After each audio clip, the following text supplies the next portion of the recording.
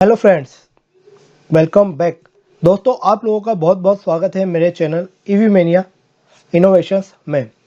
आज का वीडियो काफ़ी इंटरेस्टिंग होने वाला है, क्योंकि आज के वीडियो में हम लोग बात करने वाले हैं कि एक स्कूटर और एक मोटरसाइकिल के ईवी कन्वर्जन में क्या बेसिक डिफरेंस होता है। और इसको समझने के लिए हम लोग ये बात करेंगे कि एक मोटरसाइकिल और स्कूटर के डिज़ाइन में क्या बेसिक कॉन्सेप्चुअल डिफरेंस होता है, जिसकी वजह से हम लोगों को मोटरसाइकिल के डिज़ाइन के लिए, यानी कि मोटरसाइकिल के ईवी कन्वर्जन को डिज़ाइन करने के लिए हायर पावर की मोटर्स की रिक्वायरमेंट होती है, जबकि स्कूटर के केस में हम लोगों को लोअर पावर की मोटर से भी ईवी कन्वर्जन हो सकता है। अभी हाल ही में आप जैसे काफ़ी सारे मेरे व्यूअर्स ने मुझे मैसेज किया कि उनको अपनी मोटरसाइकिल को इलेक्ट्रिक मोटरसाइकिल में कन्वर्ट करना है, और इसके लिए उनको हाई पावर मोटर की रिक्वायरमेंट है। जैसे कि किसी ने कहा कि 2 किलोवाट की, किसी ने कहा 3 किलोवाट, और इवन किसी ने ये भी बोला कि उनको 5 या 6 किलोवाट की मोटर की रिक्वायरमेंट है अपनी मोटरसाइकिल को इलेक्ट्रिक मोटरसाइकिल में कन्वर्ट करने के लिए और हायर स्पीड पे जाने के लिए।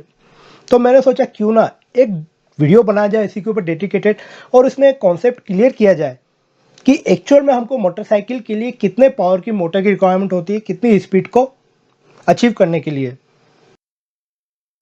तो इन शॉर्ट आज की वीडियो में हम लोग बात करने वाले हैं मोटरसाइकिल और स्कूटर के बेसिक डिज़ाइन डिफरेंस की, और साथ में बात करेंगे कि इन दोनों सेगमेंट को अगर हम लोगों को इलेक्ट्रिक में कन्वर्ट करना है तो कितने पावर की मोटर से हम लोग कितना स्पीड अचीव कर सकते हैं।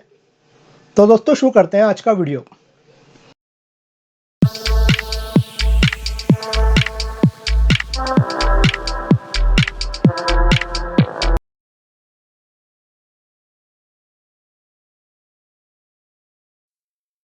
जैसा कि आप लोग अच्छी तरह से जानते हैं और समय समय पर हम लोगों ने इसके बारे में बात भी की है कि ईवी कन्वर्जन के लिए स्कूटर या फिर मोटरसाइकिल के लिए हम लोगों के पास दो ही ऑप्शन होते हैं। पहला होता है मिड ड्राइव मोटर और दूसरा होता है हब मोटर। लेकिन मैं पर्सनली मिड ड्राइव मोटर को ज़्यादा प्रीफर करता हूँ, क्योंकि हब मोटर्स की अपनी काफ़ी सारी लिमिटेशंस है, स्पेशली स्पीड की। लेकिन मिड ड्राइव मोटर के केस में क्योंकि हम लोगों के पास एक फ्लेक्सिबिलिटी होती है कि हम लोग ट्रांसमिशन रेशियो चेंज करके हमारी रिक्वायरमेंट का पावर और स्पीड को अचीव कर सकते हैं। इसलिए मैं पर्सनली रिकमेंड करता हूं कि अगर आप एक अच्छे स्पीड के लिए ईवी कन्वर्जन कर रहे हैं तो आप प्लीज़ मिड ड्राइव मोटर के साथ जाएं, क्योंकि मिड ड्राइव मोटर ना आपको केवल कॉस्ट में कम पड़ेगी बल्कि आपको फ्लेक्सिबिलिटी देगी अपनी रिक्वायरमेंट की स्पीड को अचीव करने की। हम लोग समझते हैं कि एक स्कूटर और एक मोटरसाइकिल के डिज़ाइन में ऐसा क्या मेजर डिफरेंस होता है कि हम लोगों को मोटरसाइकिल के ईवी कन्वर्जन में हायर पावर की मोटर लगती है, और इसका राज छुपा हुआ है इन दोनों के व्हील डायमीटर में। अब हम लोग कैलकुलेशन की मदद से इन दोनों व्हील डायमीटर के जो डिफरेंस होता है उसके ऊपर कितना इम्पैक्ट आता है हमारे स्पीड का, उसको समझते हैं। और इसको समझने के लिए हम लोगों को सबसे पहले व्हील के साइज को लेना पड़ेगा, और व्हील के साइज से हम लोग डायमीटर निकालेंगे, सर्कमफ्रेंस निकालेंगे और फिर कैलकुलेट करेंगे स्पीड। तो शुरू करते हैं कैलकुलेशन। सबसे पहले अगर हम लोग एक एक्टिवा की टायर की बात करें तो एक्टिवा के जो टायर का स्पेसिफिकेशन होता है वो होता है 90/100/10। जैसा कि हम लोग बात कर चुके हैं पहले भी, जो टायर की विड्थ है वो 90 हो गई है, एस्पेक्ट रेशियो 100 है, तो यहाँ पर जो टायर की हाइट होगी वो भी इक्वल टू टायर विड्थ होगी, यानी कि 90 mm हो जाएगी। रिम साइज अगेन जो लास्ट वाली डिजिट है वो रिम साइज की है। यहाँ पर रिम साइज है आपका 10 इंच, तो इसको mm में कन्वर्ट कर लेते हैं, यानी कि इंटू 25.4 करेंगे तो जो मेरा ट्रिम का डायमीटर आ जाएगा वो आ जाएगा 254। अब चूंकि मैं बात कर रहा हूँ टायर की डायमीटर की, तो यहाँ पर टायर की डायमीटर का फॉर्मूला हो जाएगा 254 + 90 + 90, तो 434 mm मेरे एक स्कूटर यानी कि एक्टिवा के टायर का टोटल डायमीटर होता है। अब इसी तरह से हम लोग बात कर लेते हैं मोटरसाइकिल के टायर की। तो मोटरसाइकिल का जो नॉर्मल, जैसे कि स्प्लेंडर का मैं एग्जांपल लेता हूं, तो टायर का जो स्पेसिफिकेशन है वो होता है 2.75 × R18। तो अब हम लोग टायर की विड्थ निकालते हैं, तो टायर की विड्थ इस केस में हो जाती है 2.75। इसको हम लोग mm में कन्वर्ट कर लेते हैं, क्योंकि ये इंचेस में है, तो 2.75 × 25.4, तो यहाँ पर आ गया 70 mm मेरे टायर की विड्थ हो गई।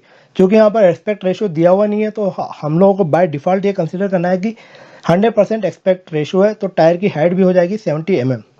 अब चूंकि हमारे पास रिम्ड आया 18 इंच, तो अगेन 18 इंच को हम लोग mm में कन्वर्ट कर लेंगे और उसके लिए इंटू करेंगे 25.4 का। तो यहाँ पर जो मेरा रिम का डायमीटर आ गया वो आ गया 257.2 mm। अगेन टायर का डायमीटर निकालने के लिए हम लोग 257 प्लस टायर की हाइट को ऐड कर देंगे 70 mm + 70 mm अपर हाइट और लोअर हाइट। तो जो टायर का डायमीटर आ जाएगा मोटरसाइकिल के केस में वो आ जाएगा 597 mm। यहाँ पर आप देख सकते हैं दोनों के डिफरेंस को। जो मेरा स्कूटर का टायर का डायमीटर आया है वो 434 आया है और मोटरसाइकिल का डायमीटर आया है वो 597 आया है, यानी कि मोटरसाइकिल का डायमीटर स्कूटर से काफ़ी ज़्यादा है। अब हम लोग कैलकुलेट करते हैं सर्कमफ्रेंस को।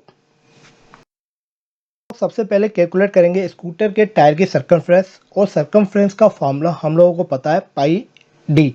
यहाँ पर डी से मतलब है मेरा डायमीटर ऑफ टायर। तो जो स्कूटर का जो टायर का डायमीटर आया 434, इसमें सर्कमफ्रेंस कैलकुलेट कर लेते हैं, इंटू पाई कर देते हैं 3.14। तो जो टायर स्कूटर के टायर का जो सर्कमफ्रेंस निकल कर आया वो निकल कर आया 1363 mm। अब इसी तरह से मोटरसाइकिल के टायर का डाया हम लोग निकाल चुके हैं 597। सर्कमफ्रेंस मोटरसाइकिल के टायर का निकलेगा पाई इंटू मोटरसाइकिल का डाया, तो 1875 mm हमारी मोटरसाइकिल का सर्कमफ्रेंस हो जाता है। तो यहाँ पर भी आपको डिफरेंस दिख रहा है।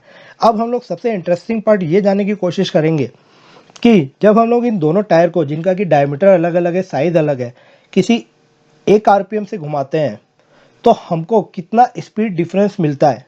और एग्जांपल से हम लोग ये कैलकुलेट करेंगे, स्पीड डिफरेंस को समझेंगे और ये समझेंगे कि इन दोनों के टायर डायमीटर की वजह से सेम आरपीएम पर कितना स्पीड डिफरेंस हम लोगों को आता है।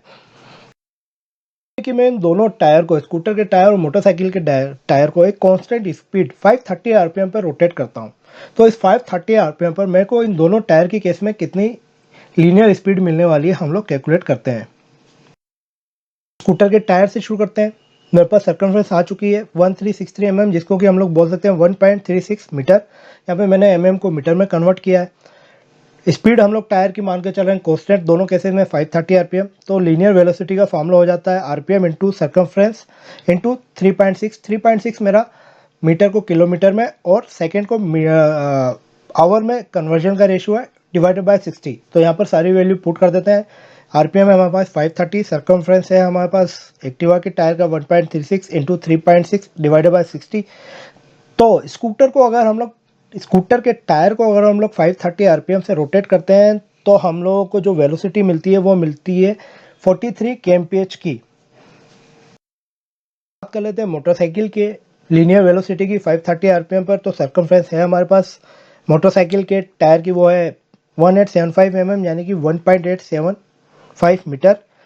रोटेशन हो गया हमारा 530। अगेन लीनियर वेलोसिटी का फॉर्मूला हमारा सेम ही रहना है, उस पर वैल्यू पुट कर देते हैं 530 इंटू 1.875 इंटू 3.6 डिवाइडेड बाय 60। तो जो मोटरसाइकिल के केस में लीनियर वेलोसिटी निकल कर आती है 530 आरपीएम पर, ये निकल कर आती है 60 kmph की। अब हम लोग बात करते हैं हमारे रिजल्ट की। इन दोनों टायर के डायमीटर के कैलकुलेशन के बाद जो हमारी लीनियर वेलोसिटी का रिजल्ट आया वो ये है कि एक्टिवा के टायर के केस में हम लोग जब 530 से रोटेट कर रहे हैं तो हमको लीनियर स्पीड मिल रही है 43 kmph की, जबकि सेम आरपीएम से जब हम लोग मोटरसाइकिल के टायर को रोटेट करते हैं तो हमको लीनियर स्पीड मिलती है 60 kmph की। और यहाँ पर आपको ये डिफरेंस दिख रहा है 17 kmph का डायरेक्टली। दोनों के डायमीटर के डिफरेंस की वजह से ये आपको लीनियर स्पीड का डिफरेंस दिखता है, और यही डिज़ाइन का बेसिक डिफरेंस होता है। क्योंकि मोटरसाइकिल का टायर बड़ा है इसलिए आपको ज़्यादा लीनियर स्पीड मिलती है, लेकिन चूँकि आपको कम आरपीएम पे ज़्यादा स्पीड मिल रही है, लेकिन आपको ज़्यादा टॉर्क भी प्रोवाइड करना पड़ेगा मोटरसाइकिल के टायर को।